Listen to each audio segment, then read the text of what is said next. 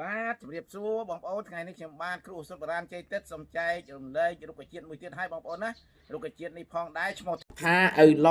តាក់ទិននឹងសុបរានខ្មែរយើងកបនឹងជំងឺជាច្រើនបងប្អូនដូចជាគ្រោះកម្រងនោមរលាកផ្លូវនោមស្ទះកម្រងនោមជាដើមបងប្អូនណាហើយដើម្បីកុំឲ្យខាតពេលវេលាយូរសូមបងប្អូនទស្សនាវីដេអូរបស់ខ្ញុំបាទដូចតទៅសូមអញ្ជើញបងប្អូនបាទបងប្អូនថ្ងៃនេះខ្ញុំបាទគ្រូអសុទ្ធបរានជ័យទឹកសំចែករំលែករុក្ខជាតិមួយទៀតឲ្យប្រភេទវល្លិបងប្អូនហើយ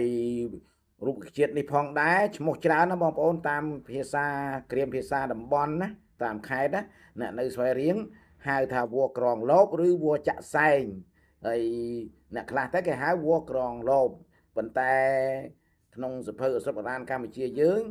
អឺឈ្មោះថាស្ពរឪឡហើយយើងយកតាមសភៅអសុទ្ធបរានកម្ពុជាយើងទៅបងប្អូនណាលក្ខណៈសម្គាល់បងប្អូនមើលឃើញស្លឹករួញប៉ុន្តែអាគល់រៀបចេញមកពីក្នុងដីហ្នឹងបងប្អូនវារៀងស្លឹកអត់មានឆែកទេដល់លើបន្តិចបានវាឆែកហ្នឹងហៅថាស្ពរឪឡបងប្អូនហើយកបជំងឺជាច្រើនតើតិននឹងអសុទ្ធបរានខ្មែរយើងប៉ុន្តែលោកគ្រូលើកមកពី3ចំណុចដោយមានពេលវេលាខ្លីលោកគ្រូបញ្ញាប់ទៅធ្វើការមួយកន្លែងទៀតបងប្អូនហើយដើរទៅជួបនៅវល្លិអ៊ុយឡនេះដាក់ឯងហើយនឹងចែករំលែកបងប្អូនស្ដាយទៅលើអសុទ្ធបរានខ្មែរយើងដែលដើរជួបហើយចែករំលែកតែម្ដងដោយសេចក្តីបរិសុទ្ធធ្វើធម៌ទានដល់បងប្អូនហើយកបនៅជំងឺដូចជាគ្រោះតាមផ្លូវនោមបងប្អូនគ្រោះយើងតាមផ្លូវនោមតាមទយោនោមហ្នឹងហើយរលាកផ្លូវនោមក៏ត្រូវដែរស្ពរអ៊ុយឡនេះបងប្អូនយកទៅប្រើទៅហើយកម្មចុងក្រោយបំផុតខ្ញុំសរុបឲ្យការប្រើប្រាស់ឥឡូវវាកបមួយខ្ញុំប្រាប់កុំឲ្យខាតពេលវេលាបងប្អូនហើយនឹងមួយទៀតបងប្អូនណាបើសិនជានោមឈាមបងប្អូននោមមកលានឈាមប្រើក៏ត្រូវដែរបងប្អូនកើតក្រឡកតែនក៏ត្រូវដែរបងប្អូនរសកឡាតែនឈឺបំពង់កក៏ត្រូវដែរច្រើនត្រូវច្រើនបងប្អូនតែដោយពេលវេលាខ្លីលោកគ្រូចែកត្រួសឲ្យបងប្អូនស្ដាប់ហើយដូចជាពាក់ព័ន្ធនឹងរដូវល្ងាបងប្អូនយើងច្រើនផ្ដាសាយអីចឹងណាបងប្អូនវាត្រូវគុណផ្ដាសាយដែរហើយរលាកខួរក្បាលផងបងប្អូនបើសិនណាលាកខួរក្បាលក៏ត្រូវដែររុក្ខជាតិនេះអស់ស្ទះតែម្ដងមានសព្វគុណជាច្រើនបងប្អូនណាយកវល្លិអ៊ុយឡយកទៅប្រើប្រាស់ហើយរលាកពោះវៀនរលាកថ្លើមលះដោះអីចឹងណាបងប្អូនហើយកម្រិតប្រើបងប្អូនណា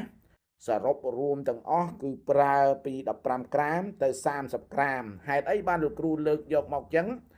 យកមកឲ្យចំគោលដៅលោកគ្រូទៅចែករំលែកជាធម៌ទានដោយចិត្តបរិសុទ្ធហើយមិនលាក់មិនពួនទេបងប្អូនចែកឲ្យអស់ពោះ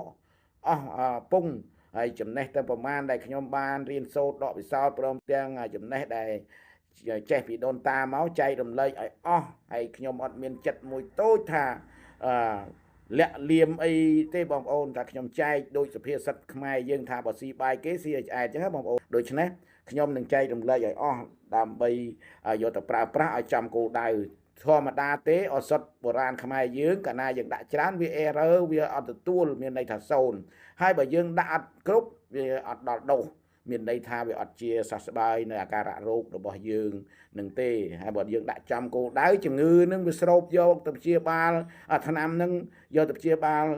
យ៉ាងពូកែស័ក្តិសិទ្ធិនឹងបានលោកគ្រូស្ពាយាមប្រាប់បងប្អូនដែលមិនទាន់ចេះណាចេះក៏ចេះឲ្យទៅក៏ចេះហើយទៅលោកគ្រូមិនថាអីទេចែករំលែកដោយធម៌ទានជួយចេះគ្នាឲ្យបានច្រើនល្អជាងអត់ចេះចង់និយាយចឹងបងប្អូនណាហើយផ្លូវដង្ហើមយើងអាមេដាស់នឹងរលាកតងសួតហ្នឹងក៏ត្រូវដែរបងប្អូនរុក្ខជាតិនេះហើយបើសិនណាបងប្អូនមើលហើយថាមានប្រយោជន៍ក៏បងប្អូនជួយចុច like ចុច share ឲ្យលោកគ្រូបានដាក់មួយផងបងប្អូនថ្ងៃក្រោយលោកគ្រូដើរទៅឆ្ងាយទៅព្រៃភ្នំក្រំថ្មដើម្បីចែកជូនបងប្អូនជាធម៌ទានទៀតបងប្អូនណាដើម្បីឲ្យបងប្អូនបានចេះចាំទៅយកទៅប្រើក្នុងគ្រួសារហើយវាបន្ថយនៅថវិកាយើងដែរហើយបើសិនជាបងប្អូនមើលក្នុងវីដេអូនេះហើយថាមានប្រយោជន៍សម្រាប់សុខភាពបងប្អូនសូមបងប្អូនចុច like ចុច share ចុច subscribe ឲ្យលោកគ្រូបានដាក់មួយផងបងប្អូនថ្ងៃក្រោយលោកគ្រូចំណាយពេលវេលាដ៏មានតម្លៃរបស់លោកគ្រូទៅភ្នំឆ្ងាយដាច់ស្រយាលដើម្បីថតរូបភាពចែកជាធម៌ទាននៅអសុទ្ធបុរាណខ្មែរយើងហើយជាចុងក្រោយនេះសូមជូនពរបងប្អូនសូមឲ្យបងប្អូនបានសុខបានចម្រើនក្នុងក្រុមគ្រួសារហើយសូមជូនពរ4ប្រការគឺអាយុវណ្ណៈសុខៈពលៈកំបីគ្លៀងគ្លេតឡើយខណៈពេលនេះខ្ញុំបាទគ្រូអសុទ្ធបុរាណជ័យទឹកសូមគោរពសូមជម្រាបលា